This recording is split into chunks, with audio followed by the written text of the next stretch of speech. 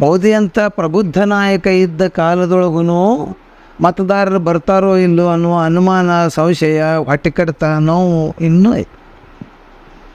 ಇದು ಹೋಗ್ಸಕ್ಕೆ ಏನು ಮಾಡೋಕ್ಕೆ ಸಾಧ್ಯ ಐತಿ? ಅದನ್ನು ವಿಚಾರ ಮಾಡಿದರೆ ಪಕ್ಷ ಮತ್ತೆ ಅಧಿಕಾರಕ್ಕೆ ಬರ್ಬೋದು.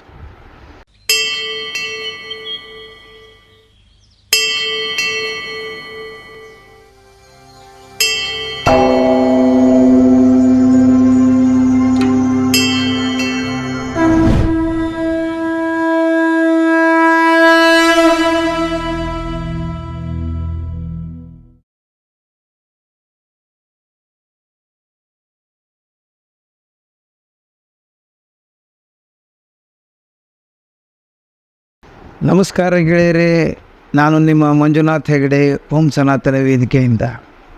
ಇವತ್ತಿನ ವಿಷಯ, ಅವರು ಹಂಗ್ಯಾಕ, ಇವರು ಹಿಂಗ್ಯಾಕ. ಅವರು ಅಂದರೆ ಯಾರಿಲ್ಲಿ? ಅವರು ಅಂದರೆ ಕಾಂಗ್ರೆಸ್ ಬೆಂಬಲಿಗರು ಅಂತ ಇಟ್ಕೊಳ್ಳೋದು. ಇವರು ಅಂದರೆ ಯಾರು? ಇವರು ಅಂದರೆ BJP ಬೆಂಬಲಿಗರು ಅಂತ ಇಟ್ಕೊಳ್ಳೋದು.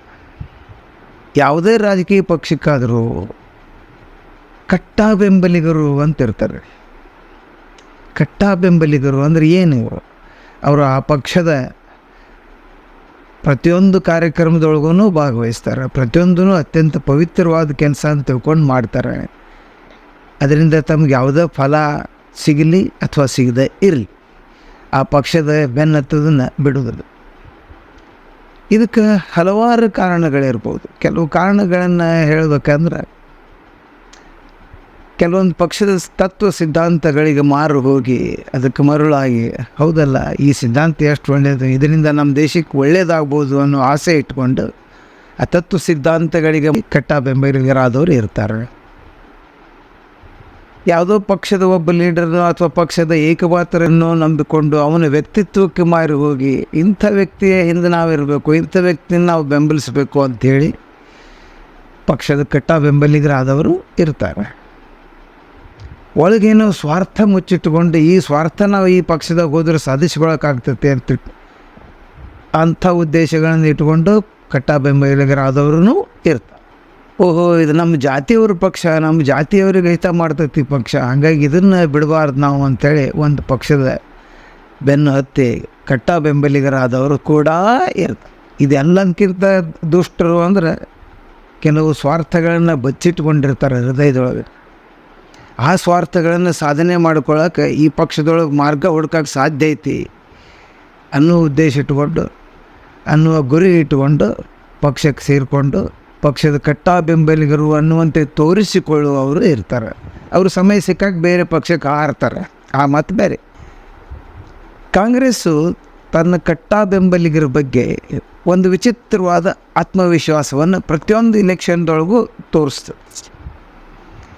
ಈ ಕಟ್ಟಾ ಬೆಂಬಲಿಗರು ಸಾಮಾನ್ಯವಾಗಿ ಇವರನ್ನು ಅಡಿಪಾಯದ ಮತದಾರರು ಅನ್ಬೋದು, ಬೇಸ್ ವೋಟರ್ಸ್. ಈ ವೋಟರು ಯಾವ ಕಾಲಕ್ಕೂ ಇವರ ಮತ ಬೇರೆ ಪಕ್ಷಕ್ಕೆ ಹೋಗೋದಿಲ್ಲ ಅನ್ನೋದು ಒಂದು ವಿಶ್ವಾಸ ಪ್ರತಿಯೊಂದು ಪಕ್ಷಕ್ಕೂ ಇರ್ತದೆ. ಕಾಂಗ್ರೆಸ್ ಇಂಥ ಬೇಸ್ ವೋಟರ್ಸನ್ನು ಸೃಷ್ಟಿ ಮಾಡಿಕೊಳ್ಳುವಲ್ಲಿ ಎತ್ತಿದ ಕೈ. ಹಾಗಾಗಿ 1947ರಿಂದ ಇಂದಿನವರೆಗೂ ಅವರಿಗೆ ನಮ್ಮ ಬೇಸ್ ವೋಟರ್ಸ್ ನಮ್ಮನ್ನು ಬಿಟ್ಟು ಎಂದೂ ಹೋಗೋದಿಲ್ಲ ಅಂತ ಒಂದು ಭರವಸೆ, ಒಂದು ಆತ್ಮವಿಶ್ವಾಸ. ಹಾಗಾಗಿ ಚುನಾವಣೆ ಬಂದಾಗ ಅವರು ಪ್ರಚಾರ ಎಷ್ಟೇ ಪ್ರಚಾರ ಮಾಡ್ಯಾರ ಏನಂತಂದ್ರೂ ಒಂದು ಹಂತದೊಳಗೆ ಕೆಳಮಟ್ಟದೊಳಗೆ ಇರ್ತಾರೆ. ಮತ್ತು ಅವರಿಗೆ ಕೊನೆಯ ದಿನದ ಪ್ರಯತ್ನಗಳ ಮೇಲೂ ವಿಶ್ವಾಸ ಜಾಸ್ತಿ ಇರ್ತದೆ. ಆಗಷ್ಟೇ ಸ್ವಾತಂತ್ರ್ಯ ಬಂದಿತ್ತು. ಮೋಹನ್ ದಾಸ್ ಕರಮ್ಚಂದ್ ಅವರು ಹೋಗಿಬಿಟ್ಟಿದ್ರು, ಸರ್ದಾರ್ಜಿ ಹೋಗಿಬಿಟ್ಟಿದ್ರು. ಕಾಂಗ್ರೆಸ್ಸಿನೊಳಗೆ ನಮ್ಮ ಫೂಲ್ವಾಲೆ ಚಾಚಾ ಅವ್ರನ್ನ ತಡೆಯಬಹುದಾದಂಥ ಎಲ್ಲ ಹಿರಿಯ ನಾಯಕರು ಹಿನ್ನೆಲೆಗೆ ಸರಿದಾಗಿತ್ತು. ಕಾಂಗ್ರೆಸ್ ಪಕ್ಷವೇ ಭ್ರಷ್ಟಾಚಾರದ ರಾಡಿ ಒಳಗೆ ಬೀಳಬೇಕು ಅಂತ ಅವಸರ ಮಾಡ್ತಾಯಿತ್ತು. ಅಂಥ ಸಂದರ್ಭದೊಳಗೆ ನಮ್ಮ ಚಾಚಾ ಅವರು ಒಂದು ಒಳ್ಳೆಯ ನೀತಿಯನ್ನು ಕಾಂಗ್ರೆಸ್ಸಿಗೆ ಹಾಕಿಕೊಟ್ರು. ಅವ್ರ ನೀತಿ ಹೆಂಗಿತ್ತಪ್ಪ ಅಂದ್ರೆ, ಸೂರ್ಯಚಂದ್ರರು ಇರೋ ತನಕನೂ ಈ ದೇಶದೊಳಗೆ ಕಾಂಗ್ರೆಸ್ ಬಿಟ್ಟು ಬೇರೆ ಪಕ್ಷಗಳ ಏಳಿಗೆನೂ ಆಗಬಾರ್ದು, ಬೇರೆಯವ್ರ ಆಡಳಿತಕ್ಕೆ ಬರೋಕ್ಕೂ ಸಾಧ್ಯ ಆಗಬಾರ್ದು. ಹಂಗೆ ಒಂದು ವ್ಯವಸ್ಥೆ, ಫುಲ್ ಪ್ರೂಫ್ ಅಂತಾರಲ್ಲ ಅಂಥ ಒಂದು ವ್ಯವಸ್ಥೆ ಮಾಡಿಕೊಳಕ್ಕೆ ಅಡಿಪಾಯ ಹಾಕಿದ್ರು ಅವರು. ಏನದು? ಅವರವರ ಶಕ್ತಿಗೆ ಅನುಸಾರವಾಗಿ, ಲಕ್ಷ ಕೊಟ್ಟು ಕೇಳ್ರಿ, ಅವರವರ ಶಕ್ತಿಗೆ ಅನುಸಾರವಾಗಿ ಪ್ರತಿಯೊಬ್ಬರಿಗೂ ಒಂದೊಂದು ಗಂಜಿ ಕೇಂದ್ರಗಳನ್ನು ಹಾಕಿಕೊಟ್ರು. 4 ಜನರ ಮೇಲೆ ಪ್ರಭಾವ ಬೀರೋಂಗೆ ಸಣ್ಣದು, 40 ಜನರ ಮೇಲೆ ಪ್ರಭಾವ ಬೀರೋಂಗೆ ಇನ್ನೂ ಸ್ವಲ್ಪ ದೊಡ್ಡದು, 400 ಜನರ ಮೇಲೆ ಪ್ರಭಾವ ಬೀರೋಂಗೆ ಇನ್ನೂ ಸ್ವಲ್ಪ ದೊಡ್ಡದು. ಈ ಥರ ಅನೇಕರಿಗೆ ಗಂಜಿ ಕೇಂದ್ರಗಳನ್ನು ಹಾಕಿಕೊಟ್ಟು ಅವರು ಆ ಗಂಜಿ ಕೇಂದ್ರಗಳ ನೆರಳಿನಲ್ಲಿ ಏನೇ ಅವ್ಯವಹಾರಗಳನ್ನು ಮಾಡಿದರು, ಏನೇ ಅಪರಾಧಗಳನ್ನು ಮಾಡಿದರು, ಅವುಗಳನ್ನು ಪೊಲೀಸ್ ಹಂತದಲ್ಲಿಯೇ ಮುಚ್ಚಿ ಹಾಕುವ ಒಂದು ಹೊಸ ವ್ಯವಸ್ಥೆ ಹುಟ್ಟು. ಹಾಗಾಗಿ ಅವರು ಏನು ಮಾಡಿದ್ರಪ್ಪ ಅಂದ್ರೆ, ಆ ಗಂಜಿ ಕೇಂದ್ರದ ಫಲಾನುಭವಿಗಳೆಲ್ಲ ಯಾವಾಗಲೂ 24 ತಾಸು ಕಾಂಗ್ರೆಸ್ಸಿನ ಭಜನೆ. ಕಾಂಗ್ರೆಸ್ ಮಾಡಿದ ಪ್ರತಿಯೊಂದು ಕೆಲಸನೂ ಅತ್ಯಂತ ಶ್ರೇಷ್ಠವಾದ ಕೆಲಸ, ಒಳ್ಳೆಯ ಕೆಲಸ ಅಂತ ಹೇಳಿ ಬಾಯಿ ಮೂಲಕ ಪ್ರಚಾರ ಮಾಡ್ತಿದ್ರು. ನಮ್ಮ ಭಾರತ ದೇಶದೊಳಗೆ ಒಂದು ಸಂಪ್ರದಾಯ ಐತಿ. ಈ ಪತ್ರಿಕೆ ಒಳಗೆ ಬರುವ ಅಡ್ವರ್ಟೈಸು, ಚಾನಲ್ಗಳಲ್ಲಿ ಬರುವ ಅಡ್ವರ್ಟೈಸು, ಟಿ ವಿ ಮೇಲೆ ಬರುವ ಅಡ್ವರ್ಟೈಸು, ಈ ಎಲ್ಲ ಜಾಹೀರಾತುಗಳಿಗಿಂತ ಅಕ್ಕಪಕ್ಕದವರು ಹೇಳುವ ಮಾತಿನ ಮೇಲೆ ನಮ್ಮವ್ರಿಗೆ ಭರವಸೆ ಸಿಕ್ಕಾಪಟ್ಟೆ. ಅದು ಸುಳ್ಳಾಯ್ತೋ ಕರೆ ಆಯಿತೋ ಅಂತಂದು ಯಾರೂ ಅದ್ರ ಬಗ್ಗೆ ವಿಚಾರ ಮಾಡೋಕ್ಕೆ ಹೋಗೋದಿಲ್ಲ. ಅಂಥ ಒಂದು ದೇಶದಲ್ಲಿ, ಅತಿ ಹೆಚ್ಚು ಜನ ನಿರಕ್ಷರಿಗಳೇ ಇದ್ದಂಥ ಒಂದು ದೇಶದಲ್ಲಿ ಈ ಗಂಜಿ ಕೇಂದ್ರದ ಮಾಲೀಕರುಗಳು ಕಾಂಗ್ರೆಸ್ಸಿನ ಭಜನೆ ಯಾವಾಗ ಶುರು ಮಾಡಿದ್ರು, ಕಾಂಗ್ರೆಸ್ಸಿನ ಬೇಸ್ ವೋಟರ್ಸ್ ಅಂತೇನು ಹೇಳ್ತೇನಲ್ಲ ನಾನು, ಅಡಿಪಾಯದ ಮತದಾರರು, ಕಟ್ಟಾವು ಬೆಂಬಲಿಗರು, ಅವ್ರ ಸಂಖ್ಯೆ ಸಹಜವಾಗಿ ಹೆಚ್ಚಾಗ್ತಾ ಹೋಯ್ತು. ಅವನಿಗೊಂದು ಗಂಜಿ ಕೇಂದ್ರ ಸಿಕ್ಕತ್ತೆ ಅಂದ್ರೆ ನನಗೂ ಸಿಗ್ಬೋದು ಅನ್ನೋ ಆಶಕ್ಕೆ ನಾನು ಕಾಂಗ್ರೆಸ್ ಮನ್ ಆದೆ. ಏನಂಗಾರೆ ಈ ಗಂಜಿ ಕೇಂದ್ರ? 1-2 ಉದಾಹರಣೆ ಹೇಳ್ತೇನೆ. ಅವಾಗೇನು ಮಾಡಿದ್ರಪ್ಪ ಅಂತಂದ್ರೆ, ಪೆಟ್ರೋಲ್ ಪಂಪ್ಗಳನ್ನು ಕೊಟ್ಟರು. ಪ್ರತಿಯೊಂದು ಪೆಟ್ರೋಲ್ ಪಂಪು ಹುಡುಕಿ ಕಾಂಗ್ರೆಸ್ ಕಾರ್ಯಕರ್ತರಿಗೆ ಪೆಟ್ರೋಲ್ ಪಂಪ್ ಲೈಸೆನ್ಸು, ಚಿಮಣಿ ಎಣ್ಣೆ ಮಾರೋ ಲೈಸೆನ್ಸು ಕಾಂಗ್ರೆಸ್ನವರಿಗೆ, ರೇಷನ್ ಅಂಗಡಿ ಲೈಸೆನ್ಸು ಕಾಂಗ್ರೆಸ್ನವರಿಗೆ, ಒಂದು ಸಣ್ಣದು ಯಾವುದೋ ಸಣ್ಣ ಪುಟ್ಟ ಕಾರ್ಖಾನೆ ಹಾಕ್ತೇನೆ ಅಂದ್ರೂ ಅವ್ನಿಗೆ ಲೈಸೆನ್ಸ್ ಸಿಗಬೇಕಂತಿದ್ರೆ ಕಾಂಗ್ರೆಸ್ ಪಕ್ಷದ ಹಿರಿಯರಿಂದ ಒಪ್ಪಿಗೆ ಪತ್ರ ತರಬೇಕಾಗಿತ್ತು. ಅಂಥ ಒಂದು ವ್ಯವಸ್ಥೆ ಇತ್ತು. ಆಮೇಲೆ ನಾವು ಏನೋ ತಪ್ಪುಗಳನ್ನು ಮಾಡಿದ್ರು ಅವನ್ನ ಪಾರು ಮಾಡುವಂಥ ಒಂದು ವ್ಯವಸ್ಥೆ. ಹಂಗಾಗಿ ಅವನು ಕಾಂಗ್ರೆಸ್ಸಿನ ಭಕ್ತ ಆದ. ಮೋಹನ್ ದಾಸ್ ಕರಮ್ಚಂದ್ ಅವ್ರ ಕಾಲದೊಳಗೆ ಬೇರೆ ಸ್ಥಿತಿ ಇತ್ತು. ಮೋಹನ್ ದಾಸ್ ಅವರ ವ್ಯಕ್ತಿತ್ವಕ್ಕೆ ಮಾರು ಹೋಗಿ ಅವರ ತತ್ವ ಸಿದ್ಧಾಂತಗಳು, ಸತ್ಯ, ಅಹಿಂಸೆ ಇವಕ್ಕೆಲ್ಲ ಮಳ್ಳಾಗಿ ಕಾಂಗ್ರೆಸ್ಸಿಗೆ ಬಂದು ಕಾಂಗ್ರೆಸ್ ಅಂತೇಳಿ ತಮ್ಮ ಆಸ್ತಿ ಮನೆಯೆಲ್ಲ ಕಳ್ಕೊಂಡು ಬ್ರಿಟಿಷರ ವಿರುದ್ಧ ಹೋರಾಡಿ ದೇಶಕ್ಕೆ ಸ್ವಾತಂತ್ರ್ಯ ಕೊಡಿಸ್ಬೇಕು ಅಂತ ಹಾಳಾದವ್ರ ಸಂಖ್ಯೆ ದೊಡ್ಡದೈತೆ. ಅವರೆಲ್ಲ ನಿಜವಾಗೂ ಅವರು ಕಾಂಗ್ರೆಸ್ಸಿಗರು ಅಂತ ಅವ್ರಿಗೆ ಅನ್ಬೋದಿತ್ತು. ಆದರೆ ಇಲ್ಲಿ ಹೊಸ ಪೀಳಿಗೆಯ ಕಾಂಗ್ರೆಸ್ಸಿಗರು ಶುರು ಆದ್ರೆ ಇವ್ರಿಗೆ ಏನು ಬೇಕಾಗಿತ್ತು ಅಂತಂದ್ರೆ, ಈ ದೇಶಕ್ಕೆ ನಾವು ಸ್ವಾತಂತ್ರ್ಯ ಕೊಡಿಸಿಬಿಟ್ಟೇವಿ, ಹಾಗಾಗಿ ಇದ್ರ ಫಲ ಹೆಚ್ಚಿಗೆ ನಮಗೆ ಸಿಗಬೇಕು, ಇದರ ಲಾಭ ನಮಗೆ ಸಿಗಬೇಕು ಅಂತ. ಹಾಗಾಗಿ ಇವರೆಲ್ಲ ಏನು ಮಾಡಿದ್ರಪ್ಪ ಅಂತಂದರೆ, ಗೆಬರಿಕೊಳ್ಳುವ ಗಂಜಿ ಕೇಂದ್ರಗಳು ಎಷ್ಟು ಸಾಧ್ಯತೆ ಅಷ್ಟು ಜನರು ಸುಲಿಗೆ ಮಾಡಿ ತಾವು ಒಳಗೆ ಹಾಕ್ಕೋಬೇಕು. ಹಾಗಾಗಿ ಅವರ ಆಸ್ತಿಗಳೇ ಬೆಳೆಯಕತ್ತಿದ್ವು. ಆ ಆಸ್ತಿ ರಕ್ಷಣೆ ಆಗಬೇಕು, ಆಸ್ತಿಗೆ ಧಕ್ಕೆ ಆಗಬಾರ್ದು ಅನ್ನೋ ಉದ್ದೇಶದಿಂದ ಅವರು, ಅವ್ರ ಮಕ್ಕಳು, ಅವ್ರ ಮೊಮ್ಮಕ್ಕಳು, ಅವ್ರ ಮರಿಮಕ್ಕಳು, ಅವ್ರ ಕಳ್ಳುಗಳ್ಳಿ ಅವರು, ಅವ್ರ ಸಂಬಂಧಿಕರು ಎಲ್ಲರೂ ಕಾಂಗ್ರೆಸ್ ಆಗಿ ಪರಿವರ್ತನೆ ಆಗಕ್ಕೆ ಶುರುವಾದರು. ಹೀಗಾಗಿ ಕಾಂಗ್ರೆಸ್ಸಿನ ಅಡಿಪಾಯ ತುಂಬ ವಿಶಾಲವಾದ ಅಡಿಪಾಯ ಆಗಿಬಿಡ್ತು. ಅದ್ರ ಪ್ರತಿಫಲ ಏನಪ್ಪ ಅಂದರೆ, ಪ್ರತಿಯೊಂದು ಚುನಾವಣೆ ಒಳಗೂ ಕಾಂಗ್ರೆಸ್ನವರು ಭಾಳ ನಿರಾಳವಾಗಿ ಚುನಾವಣೆ ಮಾಡ್ತಿದ್ರು. ಯಾಕಂದ್ರೆ ನಮ್ಮ ವೋಟರ್ಸ್ ಬೇರೆ ಅದಾರ ರೀ, ಅವ್ರು ಓಟ್ ಹಾಕ್ತಾರೆ. ಧಾರವಾಡದೊಳಗೆ ಒಬ್ಬರು ಲೀಡರ್ ಅಂತೂ, ನೀವು ಯಾರು ನಮ್ಮ ಓಪನ್ ಸಭೆ ಒಳಗೆ ಚಾಲೆಂಜ್ ಮಾಡಿದ್ರಿ ಜನರಿಗೆ, ನೀವು ಯಾರು ನಮಗೆ ಓಟ್ ಹಾಕೋದು ಬ್ಯಾಡ್ರೋ, ನಮ್ಮ ಓಟ್ ಹಾಕೋರು ಬೇರೆನೇ ಅದಾರ ಅಂತ. ಆದರೆ ಆಗಿನ ರೊಚ್ಚಿಗೆದ್ದ ಯುವಕರು ಅವಾಗ ಅವ್ರ ವಿರುದ್ಧ ಪ್ರಚಾರ ಮಾಡಿ ಅವ್ರನ್ನ ಸೋಲಿಸಿದ್ರು. ಆ ಪ್ರಶ್ನೆ ಬೇರೆ. ಇನ್ನು ಬಿ ಜೆ ಪಿನ ತಗೊಳ್ಳೋದ, ಬಿ ಜೆ ಪಿಗೂ ಅಡಿಪಾಯದ ಮತದಾರರು ಅಂತ ಅದಾರೆ. ಅಡಿಪಾಯದ ಬೆಂಬಲಿಗರು ಅಥವಾ ಕಟ್ಟ ಬೆಂಬಲಿಗರು ನೀವೇನಾರು ಕರೀರಿ, ಅವ್ರೆಂದೂ ಬಿ ಜೆ ಪಿ ಬಿಟ್ಟು ಬೇರೆ ಕಡೆ ವಿಚಾರ ಮಾಡೋದಿಲ್ಲ ಅಂಥವ್ರು ಅದಾರ. ಅದರೊಳಗೆ ಭಾಳಷ್ಟು ಜನ RSS ಮೂಲದಿಂದ ಬಂದವ್ರು ಇರ್ಬೋದು, ಅಥವಾ ಭಾಳಷ್ಟು ಜನ ಜನಸಂಘದ ಕಾಲದಿಂದನೂ ಬಂದವ್ರು ಇರ್ಬೋದು. ಅವರಲ್ಲಿ ಹೆಚ್ಚಿನವ್ರು ಏನಪ್ಪ ಅಂತಂದ್ರೆ, ಆಗಿನ ಬಿ ಜೆ ಪಿಯ ಲೀಡರುಗಳು, ಆ ಲೀಡರುಗಳ ವ್ಯಕ್ತಿತ್ವಕ್ಕೆ ಮರುಳಾಗಿ ಅದರ ತತ್ವಗಳಿಗೆ ಮಾರು ಹೋಗಿ ಬಂದವರಾಗಿದ್ದರು. ಬಿ ಜೆ ಪಿ ಹುಟ್ಟಿದ ಮೂಲ ಬೇರೆ ಏನಪ್ಪ ಅಂತಂದ್ರೆ, ಮೂಲದಲ್ಲಿ ಅವರ ಆಗಿನ ಜನಸಂಘದ ಲೀಡರುಗಳು ತಮ್ಮ ಪಕ್ಷವನ್ನು ಹುಟ್ಟು ಹಾಕುವಾಗ ಜನರಿಗೆ ಸ್ಪಷ್ಟಪಡಿಸಿದ್ರು ತಮ್ಮ ತತ್ವ ಸಿದ್ಧಾಂತ ಏನಂದ್ರೆ ತುಷ್ಟೀಕರಣದ ವಿರೋಧ, ಹಿಂದುತ್ವದ ರಕ್ಷಣೆ, ಇವುಗಳನ್ನು ಮುಂದಿಟ್ಕೊಂಡು ಬಂದಾಗ ಭಾಳ ಜನರಿಗೆ ಅದು ಒಳ್ಳೆಯ ಒಂದು ಯೋಗ್ಯವಾದ ಸಿದ್ಧಾಂತ, ಈ ತತ್ವಕ್ಕೆ ಬೆನ್ನು ಹತ್ವಕ್ಕೆ ನಾವು ಅಂತ ಅನಿಸ್ತು. ಹಾಗಾಗಿ ಭಾಳ ಜನ ಬಿ ಜೆ ಪಿ ಇದು ಜನಸಂಘದ ನಂತರ ಬಿ ಜೆ ಪಿಯ ಕಟ್ಟ ಬೆಂಬಲಿಗರಾಗಿ ಪರಿವರ್ತನೆ ಹೊಂದಿದರು. ಇತ್ತೀಚಿನ ದಿನಗಳಲ್ಲಿ ಅಂದರೆ ಈಗ ಸುಮಾರು ಒಂದು 25 ವರ್ಷದ ಈ ಕಡೆ ಇತಿಹಾಸ ತೆಗೆದು ನೋಡಿದರೆ ಬಿ ಜೆ ಪಿಗೆ ಎಲ್ಲ ಕಡೆಯಿಂದನೂ ಜನರ ಪ್ರವಾಹನ ಹರಿದು ಬಂತು. ಅದಕ್ಕೆ ಮೂಲ ಕಾರಣ ಜೈ ಶ್ರೀರಾಮ್ ಒಂದು ಶಬ್ದದಿಂದ ನಿಮಗೆ ಅರ್ಥ ಆಗ್ಬೋದಲ್ಲ. ಇದನ್ನು ಹುಟ್ಟು ಹಾಕಿ ಪಕ್ಷಕ್ಕೆ ರಾಷ್ಟ್ರೀಯ ಮಾನ್ಯತೆ, ರಾಷ್ಟ್ರಮಟ್ಟದ ವ್ಯಾಪಕತೆಯನ್ನು ದೊರಕಿಸಿಕೊಟ್ಟವರು ಯಾರು? ಸನ್ಮಾನ್ಯ ಲಾಲ್ ಕೃಷ್ಣ ಅದ್ವಾನಿಯವರು. ಅಷ್ಟಾದರೂ ಬಿ ಜೆ ಪಿಗೆ ಚುನಾವಣೆ ಬಂದಾಗ ಒಳಗಡೆ ಒಂದು ಹೊಟ್ಟೆಕಡ್ತ, ಹೊಟ್ಟೆಬ್ಯಾನಿ, ಸಂಕಟ, ಅಳುಕು, ನೋವು ಏನು, ನಮ್ಮ ಕಟ್ಟ ಬೆಂಬಲಿಗರು ಪೋಲಿಂಗ್ ಬೂತಿಗೆ ಬಂದು ಓಟ್ ಹಾಕ್ತಾರೋ ಇಲ್ಲೋ. ನಮ್ಮ ದೇಶದೊಳಗೆ ಏನಾಗೈತಂದ್ರೆ ಎಲ್ಲ ಕಾಲಕ್ಕೂ ಕಾಂಗ್ರೆಸ್ಸಿನ ಕಟ್ಟ ಬೆಂಬಲಿಗರು ಅವ್ರಿಗೆ 100ಕ್ಕೆ 100 ಅವರು ಎಲ್ಲರೂ ಬಂದು ಅವ್ರಿಗೆ ಓಟ್ ಹಾಕ್ತಿದ್ರು.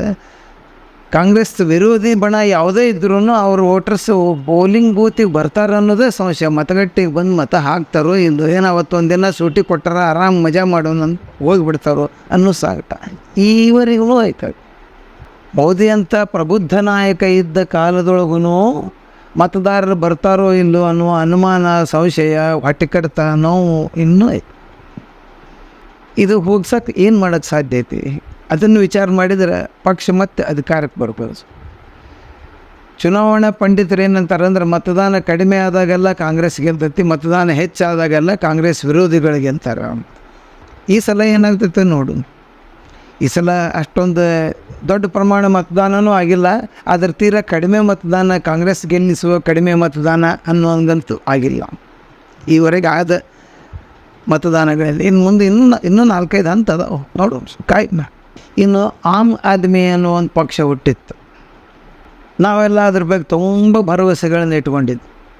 ಯಾಕಂದ್ರೆ ನಮಗೆ ಆವಾಗಲೇ ಇನ್ನು ಕೆಲವೇ ವರ್ಷಗಳಲ್ಲಿ ಕಾಂಗ್ರೆಸ್ ಸಾಯ್ತೈತೆ ಅನ್ನೋದು ನಮಗೆ ಗೊತ್ತಾಗಿತ್ತು. ಅಂಥ ಒಂದು ಸಂಕ್ರಮಣ ಕಾಲದೊಳಗೆ ಅಣ್ಣಾ ಹಜಾರೆಯವರ ಬೆಂಬಲದ ಇಟ್ಟುಕೊಂಡು ಒಂದು ಭ್ರಷ್ಟಾಚಾರ ವಿರೋಧಿ ಚಳವಳಿಯ ಮೂಲಕ ಬಂದಂಥವ್ರು ಕೆಲವರು ಸೇರಿ ಆಮ್ ಆದ್ಮಿ ಪಕ್ಷ, ಆಮ್ ಆದ್ಮಿ ಅಂದರೆ ಸಾಮಾನ್ಯ ಮನುಷ್ಯ ಅಂತ, ಸಾಮಾನ್ಯ ಮನುಷ್ಯರ ಪಕ್ಷ, ಲಕ್ಷಾಂತರ ಜನರ ಮನಸ್ಸಿನೊಳಗೆ, ಲಕ್ಷಾಂತರ ಜನರ ಹೃದಯದೊಳಗೆ ಸ್ಥಾನವನ್ನು ಕಂಡುಕೊಂಡ್ಬಿಟ್ರು ಅವರು. ಅವ್ರದ್ದೊಂದು ವೆಬ್ಸೈಟ್ ಇತ್ತು, ಇಂಡಿಯಾ ಅಗೇನ್ಸ್ಟ್ ಕರಪ್ಷನ್ ಅಂತ ಹೇಳ್ತಿದ್ರು ಅವ್ರು. ಅಂದರೆ ಭ್ರಷ್ಟಾಚಾರದ ವಿರುದ್ಧ ಭಾರತ ಅಂಥೇಳಿ. ಇದಾದರೆ ಎಷ್ಟು ಚಲೋ ಆಗ್ಬೋದಲ್ಲ, ಈ ಮನುಷ್ಯರು ಪ್ರಾಮಾಣಿಕರದಾರೆ, ಎಷ್ಟು ಒಳ್ಳೆಯವರು ಅದಾರ ಅಂತ. ಅಣ್ಣಾ ಹಜಾರೆಯವರು ಅತ್ಯಂತ ಶುದ್ಧವಾದ, ಪರಿಶುದ್ಧವಾದ ವ್ಯಕ್ತಿತ್ವ, ಮತ್ತು ಅವ್ರ ಜೊತೆಗೆ ಅವಾಗ ಕೂಡಿಕೊಂಡವರು ಎಲ್ಲರೂ ಅಂಥವ್ರೆ ಅಂತ ನಮಗೆ ಅನಿಸ್ತು. ಆಮ್ ಆದ್ಮಿ ಪಕ್ಷ ಹುಟ್ಟಿಸು. ಮುಂದೆ ಚುನಾವಣೆ ಬಂತು, ದಿಲ್ಲಿ ರಾಜ್ಯದ ಚುನಾವಣೆ ಅವ್ರಿಗೆ ಮೊದಲು ಸಿಕ್ಕಂಥ ಸದಾವಕಾಶ. ಆ ಚುನಾವಣೆ ಒಳಗೆ ಅವ್ರು ಏನು ಮಾಡಿದ್ದಾರೆ, ಅದೇ ಒಂದು 8-10 ತಿಂಗಳಾಗಿತ್ತು ಮೋದಿಯವರ ಅಭೂತಪೂರ್ವವಾದ ಗೆಲುವು ಸಾಧಿಸಿ ಹೊಸದಾಗಿ ಪ್ರಧಾನಿಯಾಗಿ. ಅಂಥ ಸಂದರ್ಭದೊಳಗೆ ಪ್ರತಿಯೊಬ್ಬರ ಬಾಯಿಯೊಳಗೂ ಬಿ ಜೆ ಪಿ ಅಂತ ಇದ್ದಂಥ ಕಾಲದೊಳಗೆ ದಿಲ್ಲಿ ರಾಜ್ಯದೊಳಗೆ ಕಾಂಗ್ರೆಸ್ ಅಂತೂ ಶೀಲಾ ದೀಕ್ಷಿತ್ ಅವರು ಇದ್ದಾಗನೇ ಕಾಂಗ್ರೆಸ್ ಸತ್ತೋಗಿತ್ತು. ಅಲ್ಲಿ ನಿಜವಾದ ಹೋರಾಟ ನಡೆದಿದ್ದು ಆಮ್ ಆದ್ಮಿ ಮತ್ತು ಬಿ ಜೆ ಪಿ ನಡುವೆ. ಆಮ್ ಆದ್ಮಿ ಪಕ್ಷ ವಿಶಿಷ್ಟವಾದ ಗೆಲುವು ಸಾಧಿಸ್ತು. ಎಷ್ಟು 60ರೊಳಗೆ 57 ಸೀಟ್ ಗೆದ್ದರು. ನಮಗೆಲ್ಲ ಅವಾಗ ಭಾಳ ಖುಷಿ ಆಯ್ತು. ಯಾಕಂದರೆ ಆಮ್ ಆದ್ಮಿ ಪಕ್ಷದವರು ದುಡ್ಡಿನ ಚುನಾವಣೆ ಮಾಡಿದ್ದಿಲ್ಲ. ಹಾಗಾಗಿ ಭಾಳಷ್ಟು ಜನರಿಗೆ ಮನಸ್ಸಿನೊಳಗೆ ಆಸೆಗಳು ಬೆಳೆಯಕತ್ತಿದ್ವು. ಏನು, ನಮ್ಮ ದೇಶದೊಳಗೂ ಚುನಾವಣೆ ಅಂದ್ರೆ ಕೋಟಿ ರೂಪಾಯಿಗಳ ಮೇಲಿನ ಲೆಕ್ಕ. ಅದ್ರ ಇತ್ಲಾಗಿದ್ದವರು ಅದ್ರ ಕಡೆ ನೋಡಬಾರ್ದು. ಬಡವರಂತೂ ಚುನಾವಣೆ ಕಡೆ ಬರೀ ಓಟ್ ಹಾಕೋಕ್ಕಷ್ಟೋ, ಮತದಾನ ಮಾಡಲು ಮಾತ್ರ ಬಡವರು. ಇದೇನಿದ್ರು ಚುನಾವಣೆ ಅನ್ನೋದು ಶ್ರೀಮಂತರ ಆಟ ಅನ್ನುವಂಗಿದ್ದಾಗ ಭ್ರಷ್ಟಾಚಾರದ ವಿರುದ್ಧ ಹೋರಾಡ್ತೇವೆ ನಾವು, ಭ್ರಷ್ಟಾಚಾರ ರಹಿತ ವ್ಯವಸ್ಥೆಯನ್ನು ಸೃಷ್ಟಿ ಮಾಡ್ತೇವೆ ಅಂತ ಬಂದವರು ಮೊನ್ನೆ ಏನಾಯ್ತು, ಭ್ರಷ್ಟಾಚಾರದೊಳಗೆ ಮುಗಿದು ಹೋದರು. ನಾವು ತಿಳ್ಕೊಂಡಿದ್ದೆ ಒಂದು, ಅದು ಆಗಿದ್ದೆ ಒಂದು. ನಮ್ಮ ಅತ್ಯಂತ ಶ್ರೇಷ್ಠವಾದ ನಂಬಿಕೆಗಳನ್ನು ಹಾಳು ಮಾಡಿಬಿಟ್ಟು. ಹಾಗಾಗಿ ಏನಾಯ್ತು, ಆಮ್ ಆದ್ಮಿ ಪಕ್ಷದ ಕಟ್ಟಾ ಬೆಂಬಲಿಗರ ಸಂಖ್ಯೆ 0ದ 10 ಬಂದೈತೆ. ಈಗ ಯಾರು ಆಮ್ ಆದ್ಮಿ ಪಕ್ಷಕ್ಕೆ ಬೆಂಬಲ ಮಾಡ್ತೇನೆ ಅಂತಂದ್ರೆ ಒಂದು ಹಾಸ್ಯಾಸ್ಪದ ಅಂತ ತಿಳ್ಕೊಂಬಿಡಿ ಸರ್. ಅಂಥವನ್ನು ಪಕ್ಷ ಕಮ್ಮಿ. ಇನ್ನು ಎಡಪಕ್ಷಗಳು, ಆ ಎಡಪಕ್ಷಗಳ ಚಿಂತನೆ ಭಾರತೀಯ ಚಿಂತನೆ ಎಂದೆಂದಿಗೂ ಅಲ್ಲ. ಅವರ ಆಂತರ್ಯದೊಳಗಿರುವುದು ಭಾರತವನ್ನು 18 ತುಣುಕುಗಳನ್ನಾಗಿ ಮಾಡಬೇಕು ಅನ್ನೋದು. ಅವ್ರ ಚಿಂತನೆ ಬಂದಿದ್ದು Karl Marx, Stalin, Lenin, Mao, ಆ ಕಡೆ ಚೀನಾ ಮತ್ತು ರಷ್ಯಾ ದೇಶಗಳಿಂದ ಬಂದಂಥ ಚಿಂತನೆ. ವಿಶೇಷವಾಗಿ ಪಶ್ಚಿಮ ಬಂಗಾಳದಲ್ಲಿ ಇವರ ಪ್ರಾಬಲ್ಯ ಶುರುವಾದ. ಇವ್ರ ಕೈಗೆ ಸಿಕ್ಕ ಯಾವ ಫ್ಯಾಕ್ಟ್ರಿ, ಯಾವ ಕಾರ್ಖಾನೆ, ಯಾವ ಉದ್ಯಮಗಳು ಉಳಿಲಿಲ್ಲ. ಎಲ್ಲ ಸರ್ವನಾಶ ಮಾಡಿ ತಮ್ಮ ಕೈಯಲ್ಲಿ ಅಧಿಕಾರ ಉಳಿಸ್ಕೊಳ್ಳೋಕೆ ಕೊನೆಗಳನ್ನು ಕೂಡ ಮಾಡಲು ಹೇಸದಂಥ ಒಂದು ವ್ಯವಸ್ಥೆಯನ್ನು ಸೃಷ್ಟಿ ಮಾಡಿದೆ. ಇವತ್ತು ಕಮ್ಯುನಿಸ್ಟ್ ಅಂದರೆ ಎಡಪಕ್ಷಗಳ ಸ್ಥಿತಿ ಇವತ್ತು ಏನೈತಪ್ಪ ಅಂತಂದ್ರೆ 1-2 ಸೀಟ್ ಗೆಲ್ಲಕ್ಕೂ ಪರದಾಡೋದು. ಯಾಕಂದ್ರೆ ಒಂದು ಕಾಲಕ್ಕೆ ಅವರು ಕಟ್ಟಾ ಬೆಂಬಲಿಗರಾದವರು, ಅವರ ಬೇಸ್ ವೋಟರ್ಸ್ ಅನ್ನೋರು ಏನಿದ್ರು, ಅವರೆಲ್ಲ ಶಿಫ್ಟಾಗಿ ಬೇರೆ ಬೇರೆ ಪಕ್ಷಗಳಿಗೆ ವಲಸೆ ಹೋಗಿ ಸಾಮಾನ್ಯ ಜನರು ಅವ್ರ ಮೇಲೆ ನಂಬಿಕೆನೇ ಕಳ್ಕೊಂಡು 1977 ಜನತಾ ಪಕ್ಷ ಅಂತ ಒಂದು ಪಕ್ಷ ಹುಟ್ಟಿತು. ಜೈಲಿನರಿಗೆ ಘಟಾನುಘಟಿ ಲೀಡರು, ಕೃಷ್ಣನ ಅವತಾರ ಜೈಲಿನೊಳಗೆ ಹುಟ್ಟಿದ್ದು ಅಂತೆಲ್ಲ ಅವ್ರ ಹೆಸರು ಕೊಟ್ಟರು. ಇಂದಿರಾ ಗಾಂಧಿ ಅವರು ತಮ್ಮ ಅತ್ಯಂತ ಬಿಗಿಯಾದ ಆಡಳಿತ, ಅತ್ಯಂತ ಹೆಚ್ಚಿನ ಜನಪ್ರಿಯ ಸ್ಥಿತಿ ಒಳಗೆ ಇದ್ದಾಗ ಹುಟ್ಟಿದಂಥ ಪಕ್ಷ. ತುರ್ತು ಪರಿಸ್ಥಿತಿಯ ನಿಜವಾದ ಲಾಭ ಪಡ್ಕೊಂಡವ್ರನ್ನು ಈ ಜನತಾ ಪಕ್ಷದ ಲೀಡರ್ಗಳು ಅಂತ ಅನ್ಬೋದು. ಅವ್ರ ಕೈಗೆ ಸರ್ಕಾರ ಬಂತು. ಆದರೆ ಸನ್ಮಾನ್ಯ ಮೊರಾರ್ಜಿ ದೇಸಾಯಿ ಅವರ ಜಿಗುಟುತನದ ಆಡಳಿತದಿಂದಾಗಿ, ಹಠವಾದಿತನದಿಂದಾಗಿ ಆ ಪಕ್ಷ ಚಿಪ್ಪಾಡಿ ಹರಕ್ಕೆ ಚೂರಾಗೋದು. ನಾವೆಲ್ಲ ಅವಾಗ ಅಗದಿಗೆದ್ದು ಜನತಾ ಪಕ್ಷ ಅಂದ್ರೆ ಅದು ದೇವರಿಂದ ಬಂದಂಥದ್ದು ಅನ್ನುವಂಥ ಒಂದು ಪವಿತ್ರ ಭಾವನೆಯಿಂದ ಅದರ ಕಾರ್ಯಕರ್ತರಾಗಿ ಕೆಲಸ ಮಾಡಿದ್ವಿ. ಪೊಲೀಸ್ ಪ್ರಕರಣಗಳನ್ನು ಎದುರಿಸಿದ್ರು ಜನ, ಏನೇನೋ ಆಯ್ತು. ಆದರೆ ಕೊನೆಗೇನಾಯ್ತು, ಕಾಂಗ್ರೆಸ್ ವಿರೋಧಿ ರಾಜಕೀಯ ಅನ್ನೋದು ಒಂದು ಭ್ರಮೆ ಅನ್ನುವಂಥ ಒಂದು ವಾತಾವರಣ ಸೃಷ್ಟಿಸಿ ಆ ಪಕ್ಷನೂ ಸತ್ತೋತು. ಇದ್ರ ನಂತರ ಏನು ಹೇಳ್ಬೇಕಪ್ಪ ಅಂತಂದ್ರೆ, ನಮ್ಮ ದೇಶದೊಳಗೆ ಅಲ್ಲೆಲ್ಲಿ ಹೆಚ್ಚು ಕಡಿಮೆ ಪ್ರತಿಯೊಂದು ರಾಜ್ಯದೊಳಗೂ ಎಲ್ಲ ಕಡೆನೂ ಕುಟುಂಬ ಮತ್ತು ಜಾತಿ ಆಧಾರಿತ ಪಕ್ಷಗಳದ. ಇವುಗಳನ್ನು ಹೊಟ್ಟೆಪಾಡಿನ ಪಕ್ಷಗಳು ಅಂತ ಕರಿತೇನೆ. ಇವರು ಹೆಂಗೋ ಮಾಡಿ ಒಂದಷ್ಟು ಆಸ್ತಿ ಗಳಿಸ್ಕೊಂಡಿರ್ತಾರೆ. ಆ ಆಸ್ತಿಯನ್ನು ಹೆಚ್ಚು ಮಾಡುವುದು ಮತ್ತು ಅದನ್ನು ರಕ್ಷಣೆ ಮಾಡುವುದು ಇವರ ಮೂಲ ಉದ್ದೇಶ. ಅಪ್ಪ ಆದಮೇಲೆ ಮಗ ಆದಮೇಲೆ ಮೊಮ್ಮಗ ಆದಮೇಲೆ ಮರಿಮೊಮ್ಮಗ ಆಡಳಿತಕ್ಕೆ ಬರಬೇಕು, ತಾವ ಈ ದೇಶವನ್ನು ಆಳಬೇಕು, ಈ ರಾಜ್ಯವನ್ನು ಆಳಬೇಕು, ತಾವು ಅಷ್ಟೇ ಪಕ್ಷದ ನಾಯಕತ್ವದೊಳಗಿರಬೇಕು. ಬೇರೆದವ್ರು ಯಾರಾದರೂ ಅವ್ರ ಮುಂದೆ ನಿಂತು ಮಾತಾಡುವಂಗಿಲ್ಲ, ಅವ್ರನ್ನ ವಿರೋಧ ಮಾಡುವಂಗಿಲ್ಲ ಅನ್ನುವಂಥ ಒಂದು ವಾತಾವರಣ ಸೃಷ್ಟಿ ಮಾಡಿಕೊಂಡ ಅನೇಕ ಪಕ್ಷಗಳಿದಾವೆ. ಅವ್ರದ್ದು ದೊಡ್ಡ ಸಮಸ್ಯೆ ಅಂದರೆ ಅವು ಎಂದೆಂದೂ ರಾಷ್ಟ್ರಮಟ್ಟದ ಚಿಂತನೆಯನ್ನು ಹೊಂದಿಲ್ಲ, ರಾಷ್ಟ್ರಮಟ್ಟದ ದೃಷ್ಟಿಕೋನವನ್ನು ಹೊಂದಿಲ್ಲ. ಆದರೆ ಪ್ರತಿ ಚುನಾವಣೆ ಒಳಗೂ ರಾಷ್ಟ್ರೀಯ ಪಕ್ಷಗಳಿಗೆ ಅಡ್ಡಗಾಲು ಹಾಕೋದು, ಇನ್ನೊಬ್ಬರು ಸೋಲ್ಲಿ ಅಂತ ನಿಲ್ಲೋದು, ಇಂಥ ಕೆಲಸಗಳನ್ನು ಭಾಳಷ್ಟು ಮಾಡಿ ಈಗ ಏನಾಗಿಬಿಟ್ಟದಪ್ಪ ಅಂತಂದ್ರೆ, ಅಂಥ ಕುಟುಂಬ ಪಕ್ಷಗಳು, ಸ್ಥಳೀಯ ಪಕ್ಷಗಳು, ಪ್ರಾದೇಶಿಕ ಪಕ್ಷಗಳು ಅನ್ನೋ ಹೆಸರು ಇಟ್ಟುಕೊಂಡವರೆಲ್ಲ ತಮ್ಮ ಅಡಿಪಾಯದ ಮತದಾರರನ್ನು ಕಾಪಾಡಕತ್ತಾರೆ.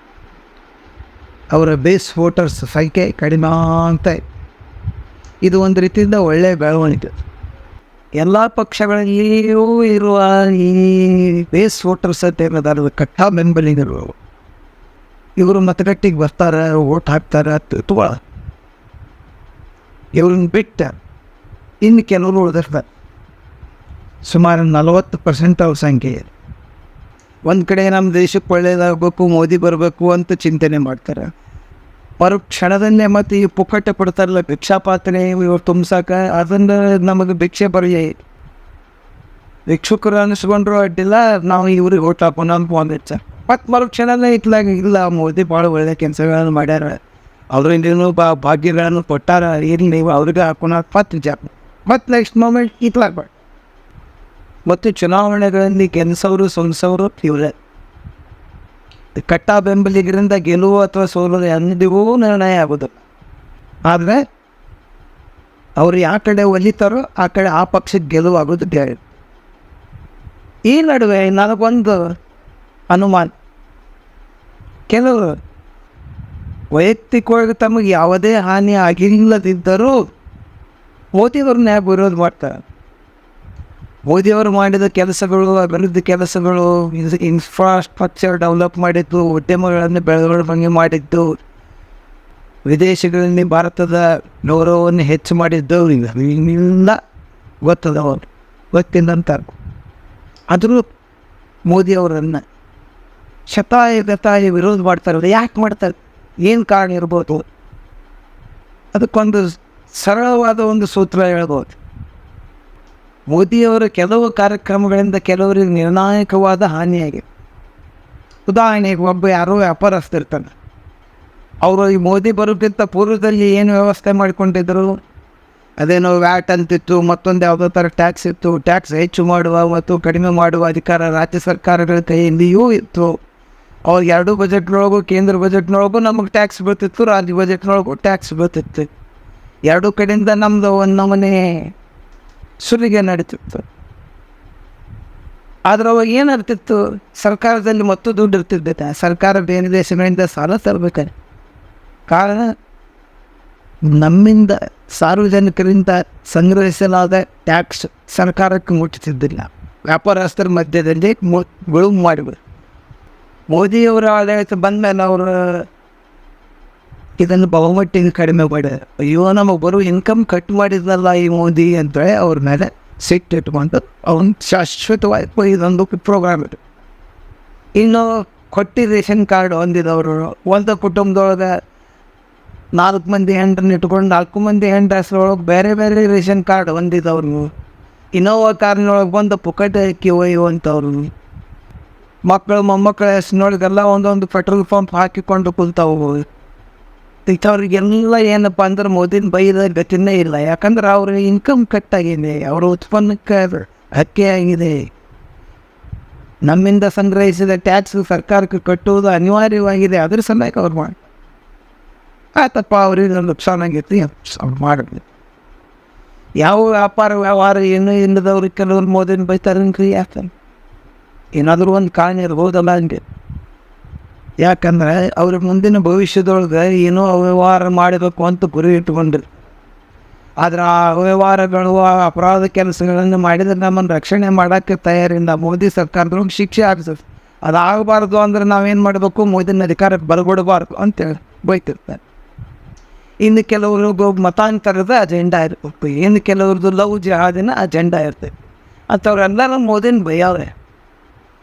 ಅದರೊಳಗೆ ನಾಳೆ ಮತದಾನದ ಟೈಮಿಗಂತೂ ಈ ಬೈಯೋದು, ಕಿವಿ ಓದೋದು ಕೆಲಸ ಅತ್ಯಂತ ಹೆಚ್ಚಿನ ಪ್ರಮಾಣದೊಳಗೆ ನಡೀತದೆ. ಅಂಥವ್ರ ಮಾತಿಗೆ ಕಿವಿಗೊಡದೆ ದೇಶವನ್ನು ಉಳಿಸುವ, ದೇಶವನ್ನು ಬೆಳೆಸುವ ಗುರಿಯೊಂದಿಗೆ ಯಾರು ಕೆಲಸ ಮಾಡ್ತಾರೆ ಅಂಥವರಿಗೆ ನಿಮ್ಮ ಮತ ಹಾಕಿ ಈ ದೇಶವನ್ನು ಉಳಿಸಲು, ಬೆಳೆಸಲು ಸಹಾಯ ಮಾಡಿ ಅಂತ ಕೇಳ್ಕೊಟ್ಟು ಇವತ್ತಿನ ಮುಗಿಸ್ತೇನೆ. ಜೈ ಹಿಂದ್, ಒಂದೇ ಮಾತಾಡ್ತಾರೆ.